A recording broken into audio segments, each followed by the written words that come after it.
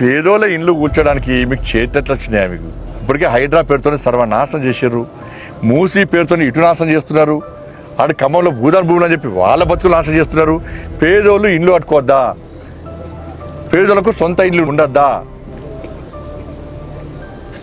ప్రధానమంత్రి ఆవాస్ యోజన కింద 3 కోట్ల ఇండ్లు కట్టాం, 4 కోట్ల టార్గెట్ పూర్తి చేసుకుంటున్నాం. 4 కోట్ల ఇండ్లు కట్టించాం మేము.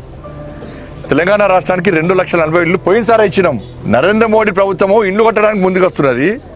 దానికి సహకరించకుండా కాంగ్రెస్ పార్టీ ప్రభుత్వమే ఇండ్లు కూర్చడానికి పోటీ పడుతున్నది. తెలంగాణలో రాష్ట్ర ప్రజలందరూ కూడా కష్టపడి చిన్న చిన్న ఇండ్లు కట్టుకున్న ప్రజలందరూ కూడా ఇబ్బంది పడుతున్నారు. మా ఇల్లు ఉంటుందా కూలుతుందా, ఎప్పుడు ఏం కట్టించి ఏం కూల్స్తారో తెలియదు. ఇలా భూదాన్ భూములు అంటున్నారు, ఆడ కట్టుకున్నది పెద్ద పెద్ద బిల్డింగ్ లేదు, పేదోళ్ళే కట్టుకున్నది. నువ్వు పేదోళ్ళకి ఇదే రాష్ట్ర ముఖ్యమంత్రి గారు ఏమన్నారు? గతంలో బీఆర్ఎస్ పార్టీ ప్రభుత్వం కూల్స్తే పాపం తగులుతుంది మీకు, ఇంకా కూల్చి పేదోళ్ళు ఇల్లు కూల్స్తారా? కట్టుకుంటప్పుడు ఏం బీకిరు మీరు అన్నాడు రాష్ట్ర ముఖ్యమంత్రి గారు. కట్టుకుంటప్పుడు ఏం బీకిరు మీరు, ఇప్పుడు కూల్స్తారా అన్నాడు. నేను ఇప్పుడు అడుగుతున్నా, ఇప్పుడు కూల్చడానికి కారణమేంది? ముఖ్యమంత్రిగా లేనప్పుడు ఒక మాట, ముఖ్యమంత్రి ఉన్నప్పుడు ఒక మాట. ఇలా కాస్ట్లీ భూములు అంటే కాస్ట్లీ భూములు పేదోళ్ళు వాళ్ళు కాస్ట్లీ భూమి అని వేసుకోలే, వాళ్ళు ఇల్లు కట్టుకోలే. ఎప్పటి నుంచో తరతరాల నుంచి వాళ్ళు ఉంటున్నారు. వాళ్ళ ఇల్లు కూర్చోడానికి కారణమేంది? ఏదో మీకు ఉండాలి కదా, ఏదో ఉండాలి కదా. మీ ఆలోచన ఏంది? ఏం లేదు, కబ్జాలు చేస్తా దాన్ని.